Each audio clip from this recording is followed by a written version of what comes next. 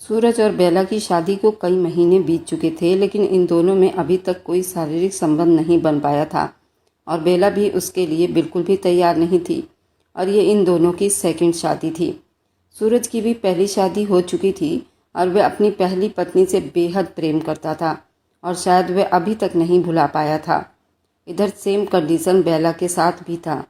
बेला भी अपने पहले पति से बेहद मोहब्बत करती थी और बेला की पहली शादी लव मैरिज हुई थी, लेकिन उसके बाद भी उसे बहुत बड़ा धोखा मिला था। वह उस सदमे से अभी तक बाहर नहीं आ पाई थी, इसलिए सूरज और बेला की अभी तक कोई सुहागरात नहीं हो पाई थी। और इन दोनों की दूसरी शादी भी इनके मर्जी से ही हुई थी, लेकिन इन दोनों ने अपनी दूसरी शादी अपने घर वालों के कहने में की थी, लेकिन इन दोनों पर कोई खास प्रेशर नहीं था। बेला अपने पहले पति को नहीं भुला पा रही थी। इधर सेम कंडीशन सूरज के साथ भी था। क्या सूरज और बेला आपस में मोहब्बत कर पाएंगे या नहीं? आखिर इन दोनों की पहली शादी क्यों टूटी? चलिए सुनते हैं इन्हीं दोनों के जुबानी। आज मैं बहुत खुश थी क्योंकि आज मेरी शादी की रात थी। मैं बहुत खुश थी। मैं दुल्हन बनी बहुत ही खूबसूरत लग रही थी। मैं अपने आंखों में बहुत सारे सपने सजा कर बैठी थी। चेहरे पर इतनी खुशी थी कि छुपाए नहीं छुप रही थी, मगर मैं सोच भी नहीं सकती थी कि मेरी खुशियाँ अगले ही पल खाक में मिल जाएगी। रतन बहुत खुशी से मेरे कमरे में दाखिल हुआ था। उसके चेहरे पर बहुत सारी मुस्कुराहट फैली हुई थी। उसने कमरे में आते ही एक आंख दबाते मेरी तरफ देख रहा था। उसके यूं देखने पर मैं शर्माकर अपनी आंखें नीचे कर ली थी। रतन मेरे पास बैठे मेरे हाथों को पकड़कर अपने होठों से लगा लिया और कहने लगा, बेला, बहुत इंतजार किया है इन पलों का। अब मैं एक भी पल खराब नहीं कर सकता। अब तो मुझे बिल्कुल भी सब्र नहीं हो रहा। उसने जल्दी से अपनी शेरवानी निकालकर दूर हवा में उछाल दिया और कमरे की लाइट बंद करने लगा। उसके ऐसा करने से मेरा दिल जोरों से धड़कने लगा था। मैंने उसे कहा, रतन, इतनी भी क्या जल्दी है? इतनी जल्दी लाइट क्यों ऑफ कर रहे हो? तुम थोड़ी बहुत बात करो। मैं तुम्हारे लिए इतना अच्छा तैयार हुई हूँ, तुम मेरी तारीफ तो करो। तारीफ करने के लिए पूरी जिंदगी पड़ी है।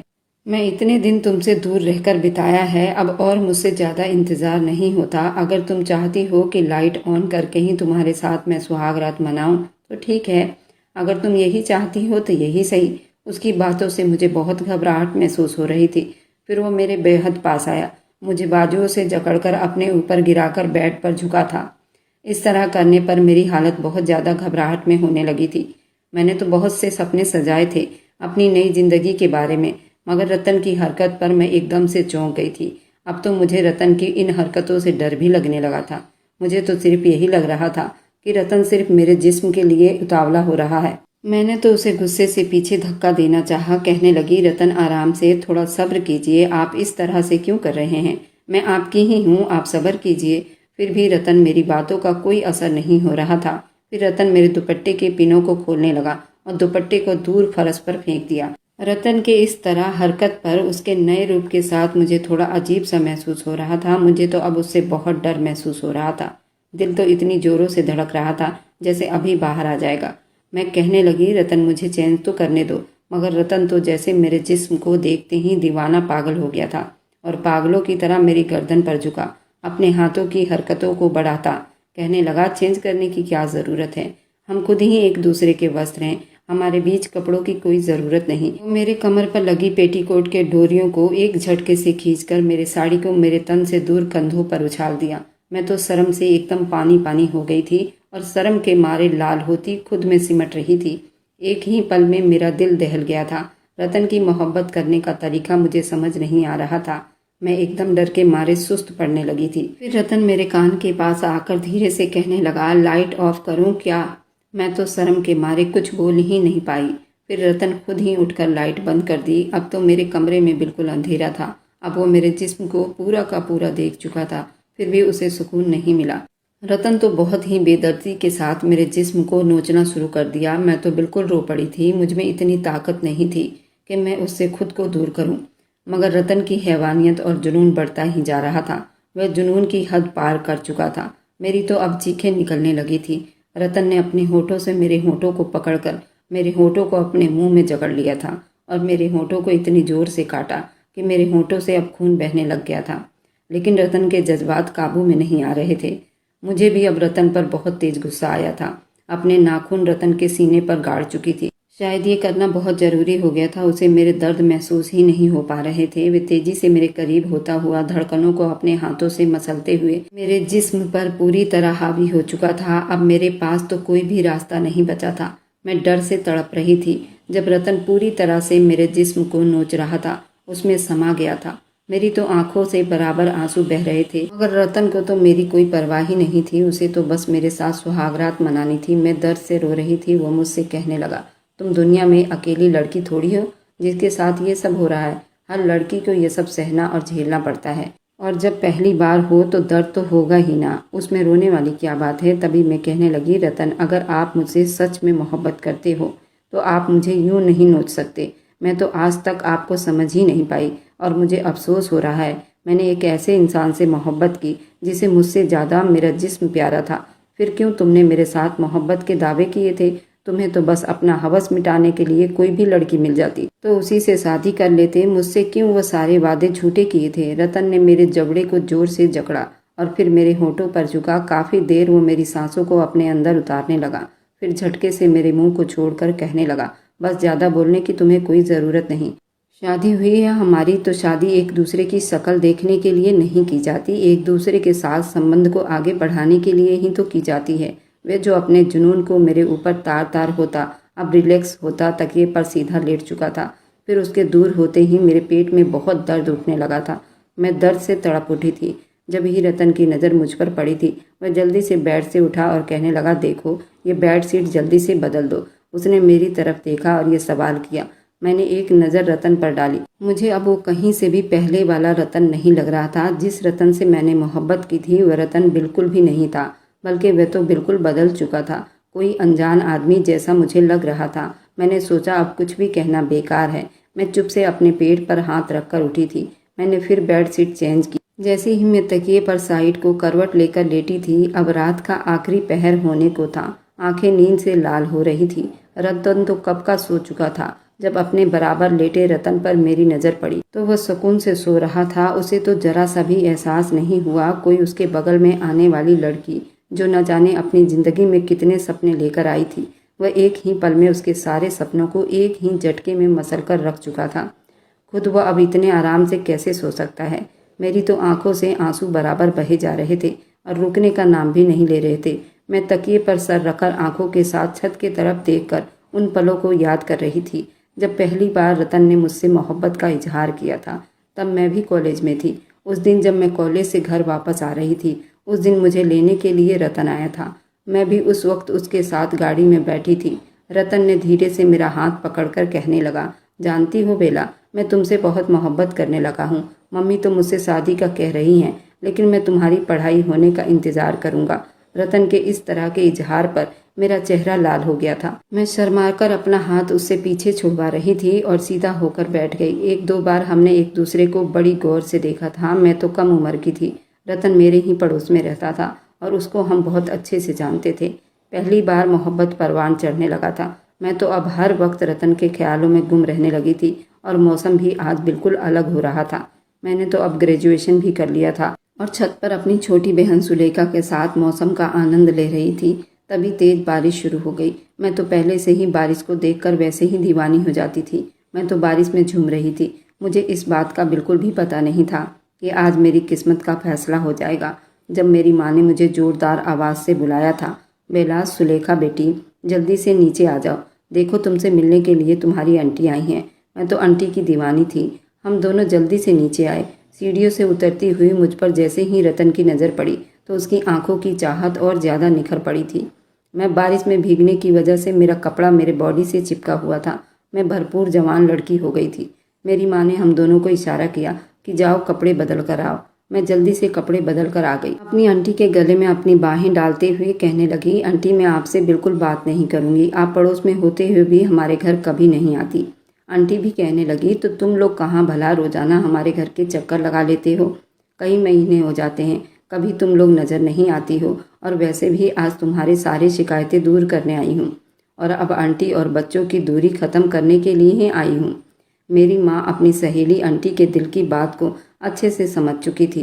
फिर मैंने आंटी के लिए चाय का इंतज़ाम किया, अच्छे से टेबल को सजाया। मैंने और मेरी बहन सुलेखा ने मिलकर और तभी रतन के माँ बाप दोनों ने मिलकर बात की शुरुआत की थी। उनकी बात सुनते ही मेरी माँ पापा की तरफ देखने लगी। फिर पापा कहने लगे, वासुदेव साहब और कमला देवी, देखिए हम रतन के लिए लड़की ढूंढ रहे हैं, मगर जब अपने ही पड़ोस में इतनी प्यारी बच्ची हो तो हमें दूसरी लड़की ढूंढने की क्या ज़रूरत है। और हमें तो आपकी बेटी बेला रतन के लिए बहुत पसंद है। हम तो ये रिश्ता पहले ही कर देना चाहते थे, मगर रतन ने ही हमें रोका हुआ था कि कहीं मेरा रिश्ता ले जाना हमारी शादी बेला की पढ़ाई में रुकावट ना बने। भगवान की कृपा से बेला ने ग्रेजुएशन भी कर लिया है, तो इसलिए हम उसका रिश्ता लेकर जल्दी ही तुम्हारे चौखट पर आ गए हैं। रतन तो परिवार में एक सुलझा और पढ़ा लिखा और बाप के बिजनेस का इकलौता वारिस है, तो कोई भी मेरे बेटे को रिश्ते से मना नहीं कर सकता। मेरे पापा ने एक नज़र मेरी माँ की तरफ देखा था, जिनके चेहरे पर मुस्कुराहट थी। मैं तो अपने रिश्ते की बातें सुनकर शर्म के मारे किचन में घुस गई थी। सुलेखा मेरे पीछे पीछे आकर कहने लगी, अरे बेला, मुझे तो पहले से ही दाल में कुछ काला लग रहा था। अच्छी बात है, पूरी दाल ही काली होने से पहले अच्छे तरीके से सब कुछ सेट हो जाएगा। मैंने पीछे मुड़कर उसको एक थपकी लगाई और उससे कहने लगी, तुम कैसी बहन हो, अपनी ही बहन का मजाक उड़ा रही हो। यहाँ पर मैं आपका मजाक थोड़ी उड़ा रही हूँ, मैं तो आपकी खुशी में खुश हूँ। आपको इस रिश्ते की बधाई देने आई थी। अब तो आप इस घर से विदा होकर चली जाओगी। अब तो पूरे कमरे में मेरा कब्जा हो जाएगा। मैं सुलेखा को आंखें दिखा रही थी। फिर हम दोनों बहनें एक दूसरे के गले लग गई। फिर मेरे पापा भी इस रिश्ते को मानते हुए कहने लगे, रतन तो हमारा बहुत ही होनहार बच्चा है, हम कैसे इस रिश्ते से मना कर सकते हैं। और हम दोनों का रिश्ता पक्का हुआ। फिर जैसे ही रिश्ता पक्का होने को थी, रतन ने ये बात सुनी तो रतन अपने ड्राइवर को जोर से आवाज़ दी और गाड़ी में पड़ी हुई मिठाई की टोकरी लेकर अंदर आ गए। सबका मुंह मीठा किया। अब रतन भी बहाने से उठकर किचन में आया था, जहाँ पर मैं मौजूद थी, और किचन की सेल्फ के साथ टेक लगाए खड़ा बराबर मुझे देखने लगा। मैंने तो शर्मा कर अपनी नज़र नीचे कर ली। कहने लगा, ओहो, अभी से इतनी शर्माहट, देखो मैं अब तुम्हारा होने वाला पति हूँ, तो तुम्हें मुझसे शर्माने और घबराने की कोई ज़रूरत नहीं है। और हाँ, अपने होने वाले पति का नाम बहुत प्यार से लेना। मैं अब मुस्कुराकर चुप हो गई थी। वह 2 कदम आगे बढ़कर बिल्कुल मेरे पास आ गया। मेरी सांस पर अपनी गर्म सांसें छोड़ते कहने लगा, आज रिश्ता लेकर आया हूँ, अगली बार बारात लेकर आऊँगा, तुम बिल्कुल तैयार रहना। मैं बोली, इतनी भी क्या जल्दी है। कहने लगा, तो देर करने की वजह भी कोई नहीं, बहुत इंतज़ार किया है तुम्हारा, तुम्हें पाने के लिए बहुत तड़पता हूँ। अब मैं और ज़्यादा इंतज़ार नहीं कर सकता और मेरी इतनी तड़प मुझे अब बर्दाश्त नहीं हो रही। जल्दी से मुझसे शादी करके मेरी पत्नी बनकर मेरे कमरे में मेरी बाहों में आ जाओ। मेरी बाहें तुम्हारे जिस्म के लिए तरस रही है। वह उसके आगे और बढ़ता कि सुलेखा कहने लगी, रतन जीजू। वह शर्म के मारे पीछे हटा। कहने लगा, सुलेखा, एक तो तुम्हें कबाब में हड्डी बनने की बहुत ज़रूरत पड़ गई है। भाई मैं तो बर्तन लेकर आ रही थी, मुझे क्या पता इधर लैला मजनू का किस्सा शुरू हुआ पड़ा है। ये कहती बर्तन रखकर बाहर निकली। तब तक रतन भी किचन से बाहर निकल चुका था। रतन की माँ ने रतन को अंगूठी दी, जो उसने उसी वक्त मुझे पहना दी। यूँ दोनों का रिश्ता पक्का हुआ था और 1 महीने के बाद शादी की तारीख तय हुई थी। रतन अपनी बातों के हिसाब से 1 महीने के बाद बारात लेकर पहुंच चुका था और मुझे विदा करवा के साथ लाया था। मेरे दिल में अपनी शादी को लेकर, रतन को लेकर जो जज्बात थे, पहली रात ही सब कुछ रौंद कर रख चुका था। मैं तो बहुत अरमान सजा कर आई थी। खैर, मैं खुद को तसल्ली देती कहने लगी, क्या पता ऐसा होता होगा और पहली बार अपने पति के पास आने से सबको ऐसा ही तकलीफ होता होगा। शायद रतन सही कह रहे हैं, यह हर लड़की को ही होती होगी। फिर मैं कहने लगी, मगर रतन को क्यों एहसास नहीं हुआ? उन्होंने क्यों मुझे इतने बेदर्दी से छुआ था? मैं रो रही हूँ, उन्हें कोई फ़र्क क्यों नहीं पड़ रहा? वह तो मुझसे मोहब्बत करते हैं ना। ये सोचते सोचते ही सुबह हो गई थी। मेरे कानों में मंदिर की भजन की आवाज़ पड़ी। मैं उठकर वॉशरूम में बंद हुई थी। नहाकर निकली, अच्छे से दुपट्टा लिया और पूजा करने खड़ी हो गई। नई जिंदगी की नई सुबह की शुरुआत थी। मैं बहुत उदास थी। जैसे ही मैं बेड के पास हुई, रतन ने आधी खुली आंख के साथ मुझे देखा। नहाकर मेरा रूप और ज़्यादा निखर आया था, पर मेरी कंडीशन बहुत ख़राब थी। मेरे गीले बाल मेरे कमर पर बिखरे हुए थे, जिन्हें देखकर रतन के जज्बात फिर से जाग उठे थे। उसने मुझे बाजुओं से पकड़कर खींचा, अपने सीने से लगा लिया, मगर मैं चुप थी, जैसे बेजान जिस्म हो। रतन कहने लगा, क्या हुआ? मेरी नई नवेली दुल्हन को इतनी उदास क्यों हो? बिना कुछ कहे चुप से उसके सीने पर लेटी रही। वह एक झटके से मेरे ऊपर उठा, कहने लगा, क्या बात है? एक ही रात में तुम्हारी बस हो गई? अभी तो बस दिन रात यही सब होगा, फिर क्या करोगी? कांपते होठों के साथ कहने लगी, रतन आप बहुत बुरे हैं। लगा मैं बुरा हूँ। वो मेरे चेहरे पर झुकने लगा, मगर मैंने अपने हाथ आगे करके रतन को रोक दिया। मगर रतन कहाँ रुकने वाला था। वह एक बार फिर से मुझ पर हाथ डालने लगा। रतन, तुम्हें भगवान की कसम है, हाथ का दर्द अभी तक मेरे जिस्म से नहीं गया है। ये बहुत मुश्किल है, ऐसे रहा तो तुम्हें कुछ दिन से ज़्यादा बर्दाश्त नहीं कर पाऊंगी। वह कहने लगा, क्या मतलब मैं बुरा इंसान हूँ और तुम्हारे साथ ये सब कर रहा हूँ? शादी का मतलब यही होता है। तुम तो बिल्कुल एक अनजान लड़की बन रही हो, छोटी सी बच्ची बन रही हो। फिर एक पल में मुझे खींच कर नीचे किया और अपनी हैवानियत फिर से शुरू कर दी। मैं फिर से आंसू बहाने लगी। फिर गुस्सा होकर कहने लगा, जितनी तुम नाजुक बन रही हो ना, उतनी हो नहीं। 22 साल तुम्हारी उम्र है। कानूनी तौर पर भी लड़कियां 18 साल में बालिग हो जाती हैं और 18 साल में उनकी शादी कर दी जाती है, बल्कि उससे भी कम उम्र में। तो क्या वह सब बर्दाश्त नहीं करती? इसलिए ये रोने धोने वाली नाटक और ड्रामा मेरे सामने मत करो। मुझे ऐसे वैसे बातों से बहुत गुस्सा आता है। और हाँ, रोने वाली लड़कियां मुझे बिल्कुल भी पसंद नहीं। मैं जो उसके बदलते हुए रंग देखकर चौंक गई थी। क्या हो जाता है रतन को एक पल में? रतन का इतना नरम शब्द और फिर दूसरे ही पल में वो इस तरह मुझसे ट्रीट करता है जैसे मैं कोई इंसान नहीं हूँ, बस एक जिस्म का टुकड़ा हूँ, जैसे वह जब चाहे इस्तेमाल करेगा। क्योंकि रतन के दिमाग के नज़दीक यही था कि औरत मर्द के सुकून के लिए ही होती है, तो बस मर्द फिर उसे जिस तरह चाहे इस्तेमाल करे। और शायद मुझको इस्तेमाल ही तो कर रहा था। उसने ना तो मेरे जज्बात की कोई परवाह की, ना मेरी आंखों से बहते आंसू देखे, ना मुझे मोहब्बत से अपने भरोसे में लिया था। मेरे लाख कोशिश के बावजूद भी वो मुझ पर बहुत सख्ती और हैवानियत करता रहा। वो मेरे जिस्म पर जगह जगह निशान छोड़ चुका था, जो पहले से ही निशान पड़े हुए थे। अभी उस दर्द को पहले से ही संभाल नहीं पा रही थी। अब तो मुझे दर्द इतना हो गया था कि मैं दर्द से निढाल हो गई थी। उसे सब ड्रामा ही लग रहा था कि मैं रो रही हूँ, ड्रामा कर रही हूँ। कोई लड़की इस तरह नहीं करती जैसे मैं कर रही हूँ। वैसे हर लड़की तो रोने नहीं बैठ जाती। बस वो यही समझ रहा था कि मैं नाजुक बनने की कोशिश कर रही थी। वो पूरी तरह रिलैक्स हुआ और जाकर फ्रेश होने लगा। तब तक मैं बेड पर पड़ी हुई थी और मुझे यूं बेड पर देखकर कहने लगा, क्या हो गया जाने मन, इतना भी क्यों नाजुक बनी पड़ी हो? पहली बार तो थोड़ा दर्द होता ही है, लेकिन ऐसा नहीं है कि तुम बिल्कुल चुप से बेड पर पड़ी रह जाओ।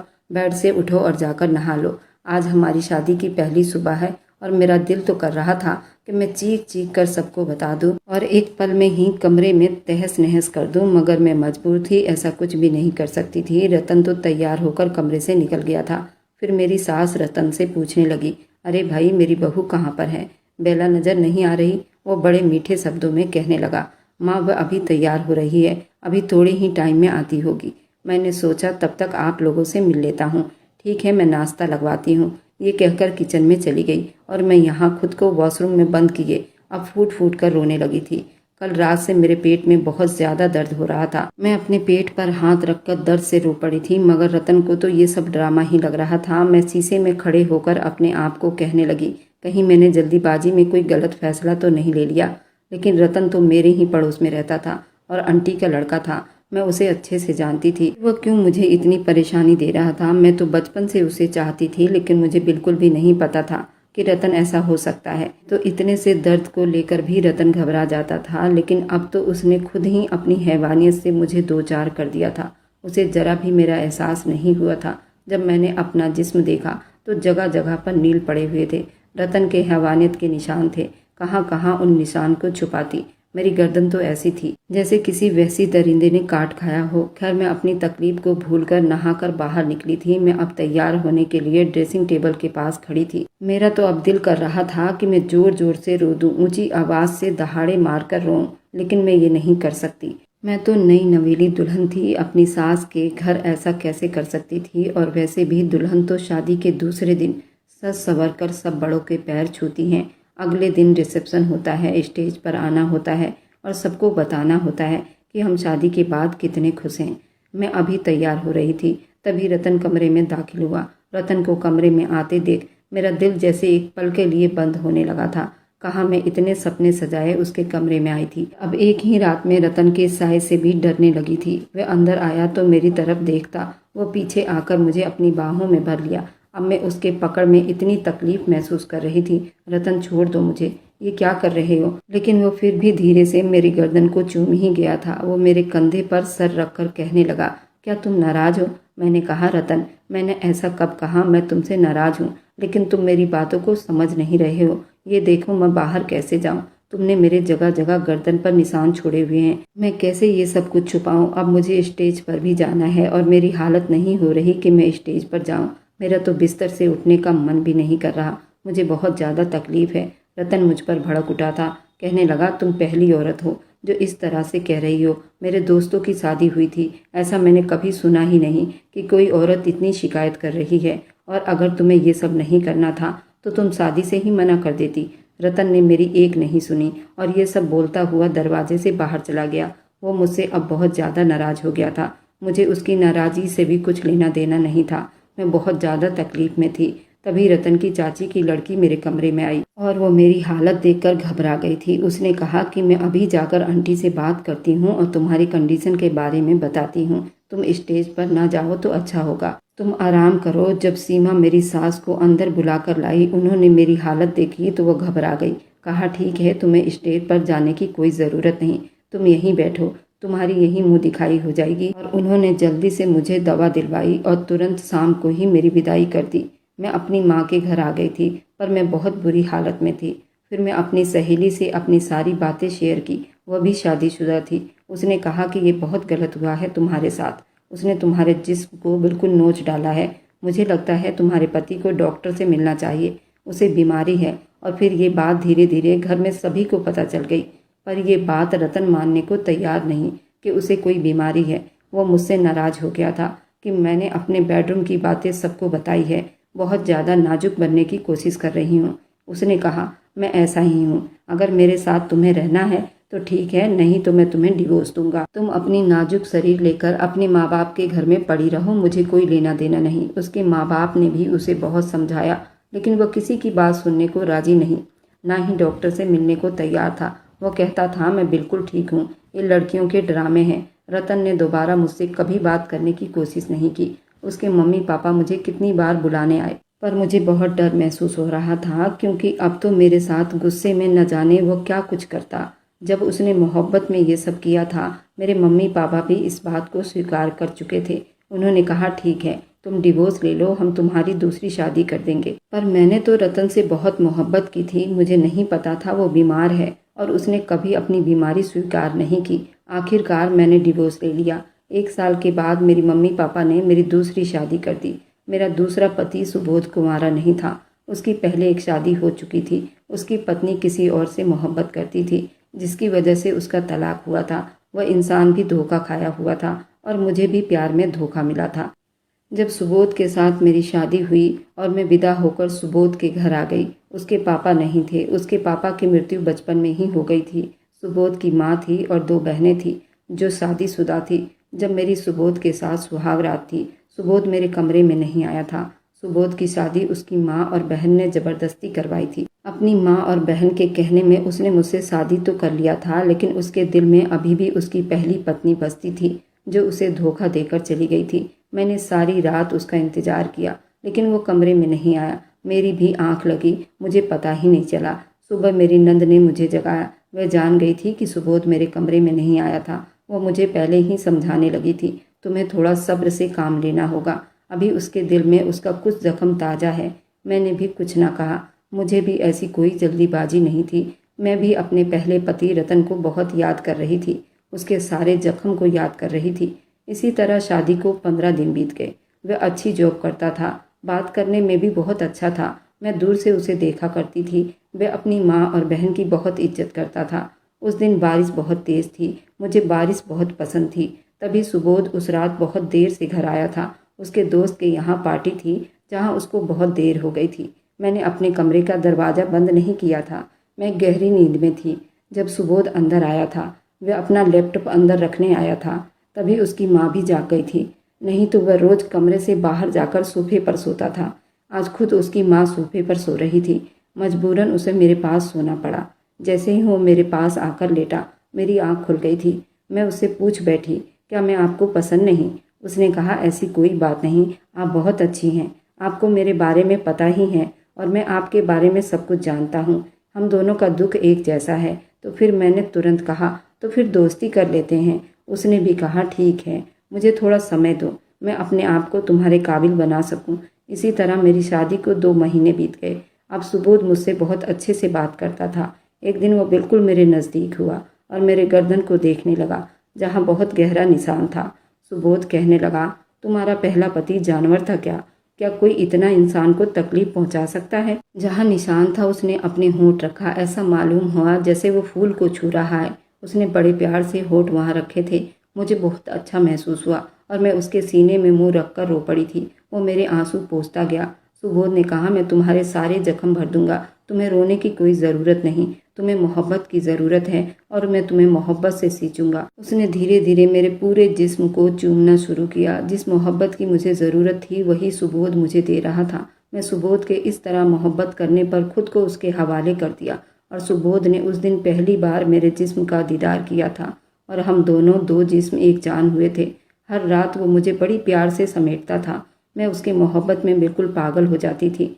सुबोध बहुत ही अच्छा इंसान था। बातों से भी हम दोनों आधी आधी रात तक बातें करते। हम दोनों की पसंद एक जैसी थी, हम दोनों की चाहत एक जैसी थी। मैं सुबोध के बच्चे की माँ बनने वाली थी और सुबोध बहुत खुश था। मेरा छठा महीना था। मैं अपने मायके आई थी। सुबोध मुझे छोड़ने आया था। तभी मेरी नज़र रतन पर पड़ी। एक पल को उसके तन बदन में आग लगी थी, क्योंकि रतन की दोबारा कहीं शादी नहीं हो पाई थी। उसने किसी बच्चे से खबर भिजवाई थी, वो मुझसे मिलना चाहता है। और मुझे रतन की शक्ल से भी नफरत हो गई थी। मुझे माँ ने बताया था उसकी कहीं शादी नहीं हो रही। मैं जब भी अपनी मायके आती तो रतन मुझसे मिलना चाहता था। मैं अपने दूसरे पति सुबोध से मोहब्बत करती हूँ। मैं उसकी मोहब्बत को कभी रुसवा नहीं होने दूंगी। मैं जब भी अपने मायके आती तो हमेशा खबर भिजवाता, वो मुझसे मिलना चाहता है। मैं आप लोगों से पूछना चाहती हूँ, क्या मैं रतन से मिल सकती हूँ या नहीं? मैंने ये बात अपने पति सुबोध को भी बताया था। मेरे पति को कोई एतराज़ नहीं। अगर तुम्हारा दिल उसके तरफ से साफ है तो तुम मिल सकती हो, ऐसी कोई बात नहीं। लेकिन क्या पता वह तुम्हें नुकसान पहुंचाना चाहता हो, तुम्हें बदनाम करना चाहता हो। सुबोध कहता है, मैं तुम्हें खोना नहीं चाहता और ना ही तुम्हें किसी से बदनाम होते देखना चाहता हूँ। उसने मेरी इच्छा पर छोड़ दिया है। इसी वजह से मैंने अपने मायके जाना भी बंद कर दिया है। मेरा ससुराल काफ़ी दूर है और मैं बहुत कम ही अपने मायके जाती हूँ। माँ से फ़ोन पर ही बात करती रहती हूँ। मुझे वहाँ जाने से बहुत डर लगता है। अब मैं सुबोध के बच्चे की माँ बन गई हूँ। मेरा बच्चा 6 महीने का हो चुका है। मेरा बेटा हुआ है। सुबोध की पहली पत्नी की कहानी भी बहुत दिलचस्प है। आखिर सुबोध ने मुझे एक्सेप्ट कर लिया था, लेकिन उसकी आप बीती बहुत दुख भरी है। आखिर सुबोध को अपनी पहली पत्नी को क्यों छोड़ना पड़ा था? आज सुबोध की दूसरी बहन की शादी थी। सुबोध की 2 बहनें थी। एक का नाम निर्मला था, दूसरी बहन का नाम मधु था। सुबोध को प्यार से उसकी माँ और बहन सरजू बुलाया करती थी। उसकी दूसरी बहन सरजू से 5 साल बड़ी थी। आज सरजू की दूसरी बहन मधु की बड़ी धूमधाम से बारात आई थी। उस बारात के अंदर ही सरजू को एक लड़की पर नज़र पड़ी थी जिसका नाम चारू था। वह बारात में ही आई हुई थी। शायद दूल्हे वालों के दूर की रिश्तेदार थी और बहुत ही खूबसूरत थी। जो उसे देखता बस देखता ही रह जाता। वह 2nd ईयर में पढ़ाई कर रही थी। शायद उसके लिए भी रिश्ता तलाश किया जा रहा था। शादी हो गई, सब लोग चले गए। सरजू की बहन मधु की विदाई हो गई। 2 दिन के बाद सरजू की बहन अपने मायके घूमने आई थी। सरजू का बहनोई पोस्ट ऑफिस में सरकारी जॉब करता था। सरजू भी मल्टीनेशनल कंपनी में मैनेजर पद पर था और उसकी हाल ही में नौकरी लगी थी। सैलरी भी अच्छी खासी थी। इधर सरजू की माँ अकेली थी। वह भी सरजू के लिए रिश्ता तलाश कर रही थी। सरजू की माँ ने अपने दामाद से कहा कि अब मैं अपने बेटे के लिए रिश्ता तलाश करना चाहती हूँ, क्योंकि मैं अकेली हो गई हूँ। मुझसे अब घर नहीं संभाला जाता। कोई पढ़ी लिखी समझदार लड़की हो तो बताना, अपने सरजू की शादी करनी है। उसके दामाद ने कहा, ठीक है, मैं इस बात को अपने ध्यान में रखूंगा। अगर मेरी जानकारी में कोई लड़की शादी के लिए होगी तो मैं ज़रूर सरजू का रिश्ता लेकर आऊँगा और इसकी शादी भी करवाऊँगा। ये मेरी जिम्मेदारी है, आप चिंता ना करें और बहुत जल्दी ही मैं आपको बता दूंगा। सरजू की माँ भी चुप हो गई। वह भी जल्द से जल्द सरजू की शादी कर देना चाहती थी, क्योंकि वह अपनी जिम्मेदारी से मुक्त होना चाहती थी। मधु के ससुराल में उसकी बहुत तारीफ होती थी। वह बहुत अच्छी लड़की थी। अपने सास ससुर की बहुत सेवा करती थी। अपने पति का भी बहुत ध्यान रखती थी। मधु की हर जगह तारीफ हो रही थी। तभी उसके बहनोई ने चारू की बात की थी। चारू उनके दूर के रिश्तेदार की बेटी थी। उसके लिए रिश्ता तलाश किया जा रहा था। चारू की फैमिली को तो वो बहुत अच्छे से जानती थी। चारू से भी कई बार मिल चुके थे, तो ऐसी कोई बात नहीं थी। मधु के कान में ये बात पड़ी तो मधु को चारू बहुत पसंद आई थी। अब मधु को ये बात अपनी माँ से बतानी थी। मधु के पिता नहीं थे, इसलिए ये जिम्मेदारी उसने अपने सर पर ले ली थी। उसने चारू की बात अपनी माँ से बताई थी और सरजू से भी। सरजू को भी कोई एतराज़ नहीं था क्योंकि सरजू ने चारू को मधु के शादी में देखा था और उसे वो बहुत पसंद आई थी और तभी से उसके दिल में वो लड़की जम गई थी। इधर चारू के माँ बाप उसके लिए लड़का तलाश कर रहे थे और जब उन्हें पता चला ये मधु का भाई है तो उन्हें भी इस रिश्ते से कोई एतराज़ नहीं हुआ। सरजू भी बहुत अच्छा लड़का था, हैंडसम भी था और अच्छा पैसा कमा रहा था और सरजू का घर मकान भी अच्छा था। दोनों तरफ से बात चल पड़ी थी। जब चारू के कान तक ये बात गई, चारू अपने माँ बाप से कई बार बता चुकी थी उसे शादी नहीं करनी। वह दो भाइयों के बीच में इकलौती बहन थी। माँ बाप ज़्यादा ही उसे लाड प्यार करते थे, लेकिन उसके माँ बाप का कहना था कि बेटी कितनी भी लाडली हो लेकिन उसे पराए घर तो जाना ही पड़ता है, एक दिन उसकी शादी करनी ही होती है। वे अपनी बेटी को शादी के लिए बहुत समझा रहे थे पर चारू ने हमेशा यही कहा, मुझे शादी नहीं करनी, मुझे आपके साथ ही रहना है। उसके माँ बाप ने उसकी एक ना सुनी। सरजू का रिश्ता उन्होंने स्वीकार कर लिया था। सरजू और चारू को भी मिलवाया गया था। सरजू चारू से मिलकर बहुत खुश हुआ था क्योंकि चारू से बहुत पसंद आई थी। उन दोनों को अकेले भी मिलवाया गया था। चारू सरजू से मिलने के बाद भी वह अपने माँ बाप से यही कह रही थी कि मुझे शादी नहीं करनी। उसके माँ बाप ने समझा शायद वह हमारे लाड प्यार में आकर हमसे दूर नहीं जाना चाहती। चारू से उसकी माँ ने पूछा था, क्या तुम्हें सरजू पसंद नहीं और क्या कमी है सरजू में जो तुम शादी से मना कर रही हो? चारू ने एक शब्द भी ना कहा, बस कहा कि सरजू तो ठीक है, उसमें कोई कमी नहीं है, पर मैं शादी नहीं करना चाहती। उसके घर में चारू की एक भी बात नहीं सुनी गई थी। सगाई की डेट रख दी गई थी। सरजू तो फूले नहीं समा रहा था। उसे पहली नज़र में ही चारू से मोहब्बत हो गई थी।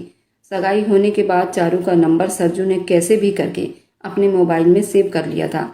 अब वो चारू से हमेशा बात करने की कोशिश करता था, लेकिन चारू ने एक दो बार उसका फ़ोन अटेंड किया था। चारू की बातों से सरजू को जरा भी महसूस नहीं हुआ था कि चारू उससे मोहब्बत नहीं करती और ये शादी नहीं करना चाहती। 6 महीने के बाद चारू और सरजू की शादी थी। सरजू इसी वजह से अब चारू से ज़्यादा बात नहीं करना चाहता था। उसने बस ये तय कर लिया था कि मेरी शादी हो जाएगी तो चारू मेरी होगी और मैं जब चाहे उससे अपनी मोहब्बत का दास्तान सुना सकता हूँ। चारू और सरजू की शादी हो गई। चारू की जिंदगी में सरजू आ चुका था। चारू के माता पिता भी ये बात भूल चुके थे कि चारू ने इस शादी के लिए कितनी बार उन्हें मना कर चुकी थी, लेकिन उन लोगों ने एक बार भी इस बात को सीरियसली नहीं लिया था। उन्हें तो बस सरजू से चारू की शादी करनी थी। उन्हें सरजू बहुत पसंद आया था। सरजू भी चारू को बहुत चाहता था। जब घूंघट लिए चारू उसके कमरे में बैठी थी, सरजू आज बहुत खुश था। ऐसा लग रहा था जैसे उसे दुनिया जहाँ की कीमती जौहर मिल गया हो। वह अपने अरमानों को समेटे रात होने का इंतजार कर रहा था। आज उसकी सुहाग रात थी। जब चारू उसके सेज पर बैठी उसे नजर आई। वह घबरा रहा था। चारू के लिए सोने का सेट लेकर उसके सामने गया था। उसका घूंघट उठाया। चारू अपनी नजरें नीचे किए हुए थी। चारू के मन में कोई उमंग नहीं जागी थी, ना ही वो घबराई थी। वह चुपचाप अपनी सेज पर बैठी थी जैसे वह कोई मुर्दा हो। उसके अंदर कोई भी जज्बात दिखाई नहीं दे रहे थे। ना ही उसे अपने पति को देखकर कोई खुशी महसूस हुई थी, ना ही कोई घबराहट। सरजू ने सोने का हार डब्बे से निकालकर उसके गर्दन में पहनाया तो चारू ने उसके पैर छूनी चाही, पर सरजू ने पैर छूने के बजाय उसको अपने सीने में लगा लिया और उसे फूलों भरी सेज पर लेकर बिस्तर पर गिर गया। चारू ने ऐसा कोई रिएक्ट नहीं किया था। वह चुपचाप बिस्तर पर पड़ी रही। सरजू तो चारू को पाकर ये भूल चुका था आखिर चारू ऐसा रिएक्ट क्यों कर रही है। वह धीरे से चारू के दुपट्टे को उतारता उसे प्यार से सेज पर सुला चुका था और एक एक करके उसके कपड़ों को उसके तन से अलग कर रहा था। वह उसे आधी रात तक बस चूमता ही रहा। वह सिर्फ एक जिंदा लाश की तरह बिस्तर पर पड़ी रही। कोई भी रिएक्ट नहीं कर रही थी, ना ही उससे आनाकानी कर रही थी। जब सरजू ने अपना हक वसूल किया और जब सुबह हुई तब चारू नहा धोकर बिस्तर पर बैठी थी। तभी मंदू अंदर आई और दोनों को आवाज़ देने लगी। सरजू तो यूं ही बिस्तर पर पड़ा था जैसे उसे न जाने क्या खजाना मिल गया हो। अपनी बहन की आवाज़ पर आवाज़ दिया, बस थोड़ा टाइम दे दो, मैं अभी बाहर आता हूँ। तभी उसे अपने बगल में बैठी चारू दिखाई दी जो नहा धोकर बहुत ही खूबसूरत दिखाई दे रही थी। वह उठकर नीचे आई। सबके साथ बैठकर नाश्ता किया। 2 दिन के बाद रिसेप्शन था। चारू को अपने मायके चले जाना था। यही सोचकर सरजू का दिल बहुत धड़क रहा था। वो एक पल भी चारू से दूर नहीं जाना चाहता था। नाश्ता हो गया तो चारू को अपने रूम में भेज दिया गया था। जल्दी से सबकी नज़रों से बचता हुआ सरजू भी चारू के पास आ गया था। वह उसे एक पल भी दूर नहीं रहना चाहता था। चारू को फिर से अपनी बाहों में भरना चाहता था। उसने वही किया। उसने चारू को सांस लेने तक न दिया। वो उसमें इतना समाया था, कोई हद नहीं थी। इसी तरह उसकी चारू के बाहों में 2 दिन कट गए और तीसरे दिन रिसेप्शन था। आज चारू को अपने मायके जाना था। आज वो बहुत खुश लग रही थी। सरजू की आंखों में बार बार पानी आ रहा था। चारू से एक पल भी वह दूर नहीं जाना चाहता था। उसने मधु से और अपनी माँ से कहा था, क्या मैं चारू के साथ उसके मायके जा सकता हूँ? लेकिन चारू ने कहा, मुझे अपने माँ के घर रुकना है। मैं इतनी जल्दी वापस नहीं आऊँगी। कम से कम मैं 1 महीना रुकूंगी। मैं कभी अपने माँ बाप को छोड़कर इतने दिन अकेली नहीं रही हूँ। सरजू के ना चाहते हुए भी मधु ने और उसकी माँ ने उसे 1 महीने के लिए अपने मायके भेज दिया था। सरजू उसके गम में बीमार भी पड़ गया था। जब भी सरजू चारू को कॉल करता, वह कभी उसकी कॉल अटेंड नहीं करती। वह फ़ोन अपनी माँ को पकड़ा देती और कभी कहती बाथरूम में है, कभी कहती रसोई में है, कभी कहती उसकी तबीयत ठीक नहीं है। उसने एक बार भी सरजू से दोबारा बात करने की कोशिश नहीं की। मजबूरन सरजू को ही उसके घर जाना पड़ा था। आखिर वह जानना चाहता था वह उससे बात क्यों नहीं कर रही। सरजू अपने ससुराल गया चारू को लेने के लिए। चारू के माँ बाप बहुत खुश हुए। उसकी बहुत आव भगत हुई। उसके दोनों सालों ने उसकी बहुत मान सम्मान की और जैसा सरजू चाहता था उन लोगों ने उसकी दूसरे दिन ही विदाई कर दी। सरजू ने वापसी की टिकट भी बनवा ली थी। वह ट्रेन से उसको लेने गया था। 7 घंटे का सफ़र था। वह ट्रेन में चारू और अपना एक अलग केबिन बुक करवा चुका था। उसमें कोई आता जाता नहीं था और ना ही उसमें बाथरूम जाने की कोई ज़रूरत थी। उसमें सब कुछ था। जब चारू ने ये सब देखा तो वह घबरा गई थी।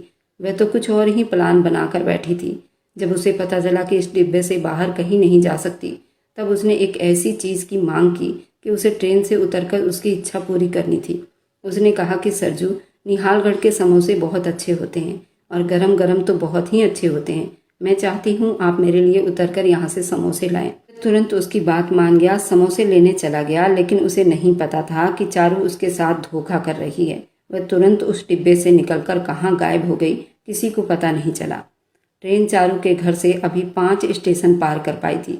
सरजू ने उसके माँ बाप को और भाई बहन को सबको खबर दी कि चारू मुझे कहीं नहीं मिल रही, न जाने वे कहाँ चली गई है। सभी घर वालों ने एकदम ढूंढ मचा दी। ढूंढते ढूंढते 2 दिन बीत गए थे। किसी को खबर नहीं हो रही थी कि चारू कहाँ गई और ना ही उसका फ़ोन चालू था। चारू ने अपने फ़ोन को भी स्विच ऑफ कर लिया था। 2 दिन के बाद थाने में रिपोर्ट लिखाई गई थी। हर स्टेशन और रेल के हर डब्बे को देखा गया था। कहीं पर भी चारू उन्हें नजर नहीं आई। सरजू तो चारू के लिए पागल हो गया था। इतने तो उसके माँ बाप भी दुखी नहीं थे जितना सरजू उसके लिए दुखी था।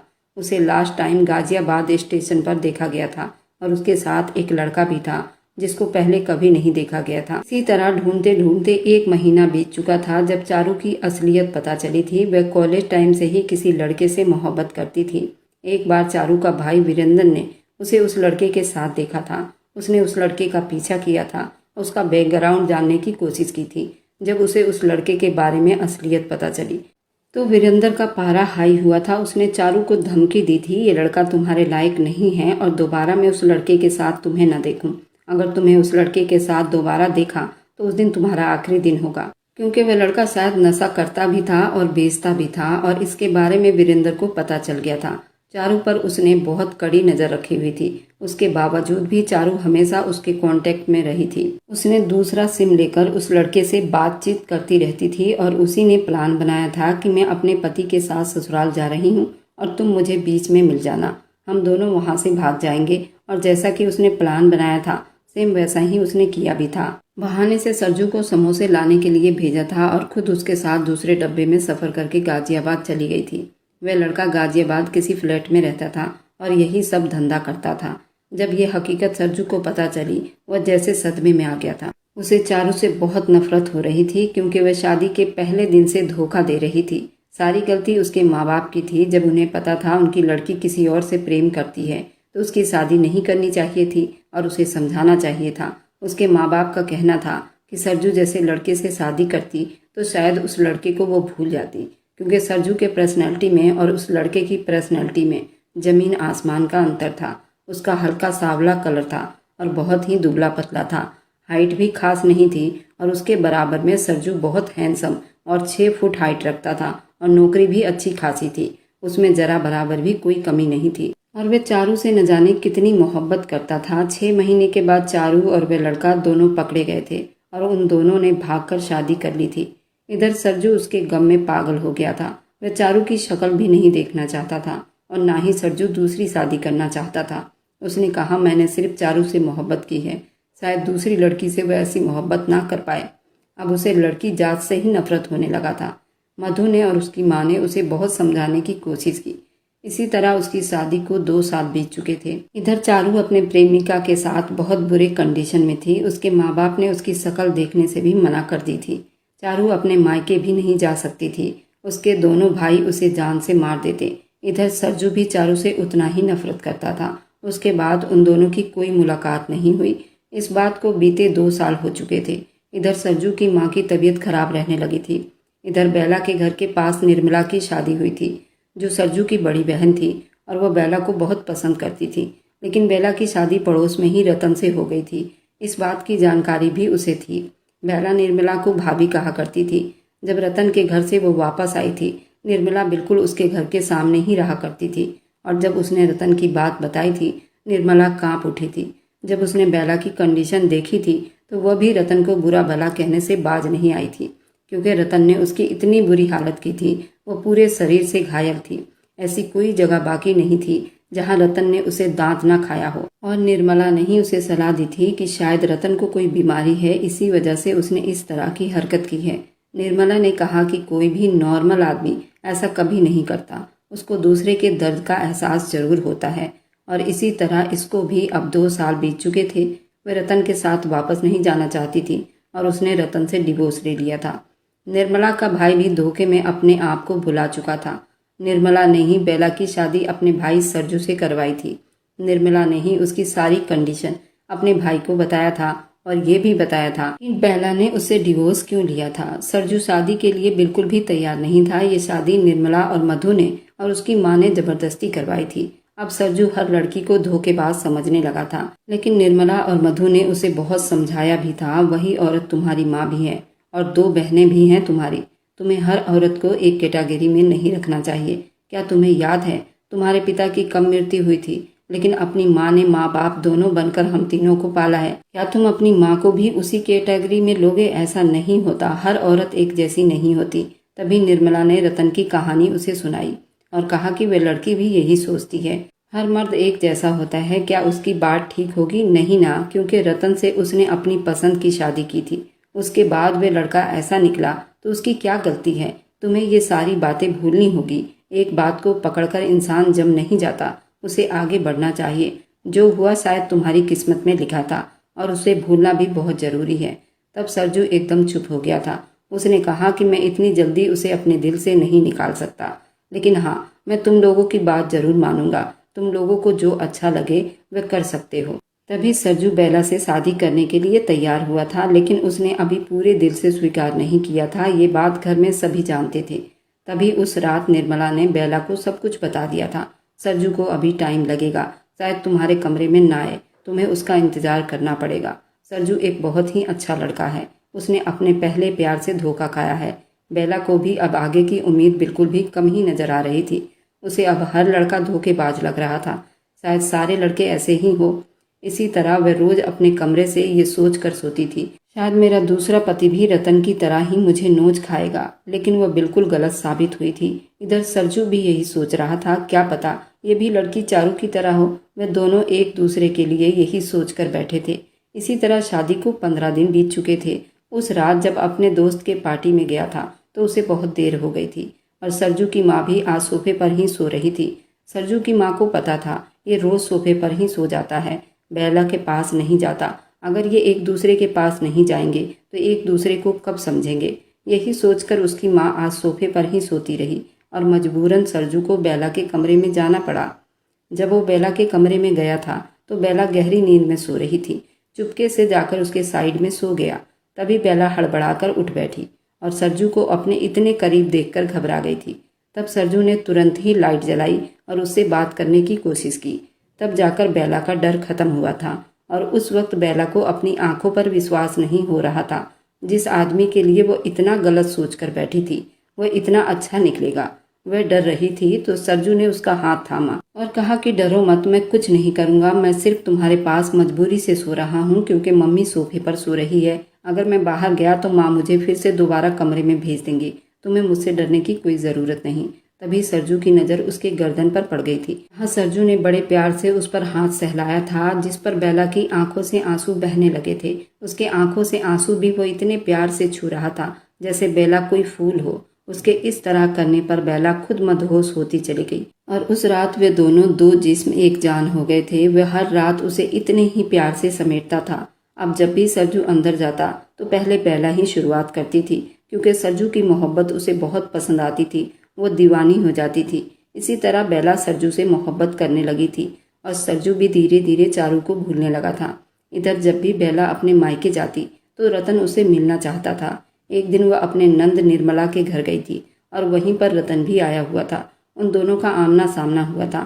सरजू भी उसके साथ ही था। तभी रतन ने उससे माफ़ी मांगी थी और कहा था कि तुमने सच कहा था, मैं बीमार हूँ और मैं अपना इलाज भी करा रहा हूँ। हो सके तो तुम मुझे माफ़ कर देना। मैं इसलिए तुमसे मिलना चाहता था। मैं तुम्हें खोने के बाद बहुत अधूरा हो गया था और दोबारा तुम्हें पाना चाहता था। उसके लिए मुझे इलाज की ज़रूरत थी और मेरे इलाज में काफ़ी समय लगता। उसके बाद तुमने शादी कर ली थी। उसके बाद भी मेरे मन में लालच था। मैं तुम्हें हर हाल में पाना चाहता था, लेकिन मुझे जब पता चला कि तुम सरजू से मोहब्बत करने लगी हो और सरजू भी तुम्हें उतना ही चाहता है, तो मैं तुम्हारी खुशी में खुश हूँ और तुम्हें अपने दिल से तो नहीं निकाल सकता, लेकिन मैं तुमसे माफ़ी मांगना चाहता हूँ। क्या तुम मुझे इसी जन्म में माफ़ कर दोगी? वैसे भी अगर तुमने मुझे माफ़ नहीं किया तो भगवान भी मुझे कभी माफ़ नहीं करेंगे और क्या पता मैं बीमार हूँ और तुम मुझे माफ़ कर दो तो मैं ठीक भी हो जाऊँ। मैंने रतन को माफ़ कर दिया था क्योंकि मेरे पति ने मुझे इशारा किया था कि कोई बात नहीं, उसे माफ़ कर दो। जब वो तुमसे माफ़ी मांग रहा है तो माफ़ करने में कोई हर्ज नहीं है। उस दिन मैं रतन से मिलकर घबरा गई थी। मुझे ऐसा लग रहा था कहीं वो मुझसे नाराज़ ना हो जाए। सरजू सच में बहुत अच्छे इंसान है। जब हम घर लौटे तो मेरी बड़ी नंद मधु आई हुई थी। उसके देवर की शादी थी और हम सबको इनवाइट किया गया था। निर्मला को भी इनवाइट किया गया था। हम सारे मिलकर मधु के घर शादी में गए हुए थे। रास्ते में ही सरजू चारू से टकरा गया था। शायद वह रेडी पर कुछ सब्जियां रखकर बेच रही थी और उसके साथ छोटे छोटे दो बच्चे बैठे हुए थे। जब साथ लगे रेडी से सरजू कुछ फल ले रहा था तभी चारू उसके सीने से जा लगी। उसकी हालत देखकर सरजू बिल्कुल घबरा गया था। वह बहुत बुरे हालत में थी। चारू के प्रेमिका की मौत हो गई थी। वह बहुत नशा करता था। उसको बहुत मारता पीटता भी था। उसके दो बच्चे हो गए थे जो दोनों ही लड़कियां थी। अब वह दर दर की ठोकरें खा रही थी और इन सब हालत की वह खुद ही जिम्मेदार थी। तभी मधु ने उसकी हालत देखी और उसके माँ बाप को खबर दी। माँ बाप औलाद के दुख में तड़प उठते हैं। उन लोगों ने चारू को माफ़ कर दिया था और उसके बच्चे और चारू को अपना लिया था। चारू पढ़ी लिखी थी। वह स्कूल में बच्चे को पढ़ाने लगी थी। सरजू से तो वो माफ़ी पहले मांग चुकी थी। सरजू ने भी चारू को माफ़ कर दिया था। उसे उसके कर्मों की सज़ा मिल चुकी थी। इधर रतन का भी इलाज चल रहा था। सरजू और बेला अपनी ज़िंदगी में बहुत ज़्यादा बिजी हो गए थे। वे अपने बच्चों को पाल रहे थे। सरजू अपनी पत्नी बेला से बहुत मोहब्बत करने लगा था। ये थी इन सब की प्रेम कहानी। आपको ये कहानी पसंद आई है तो चैनल को लाइक और सब्सक्राइब करते जाएं।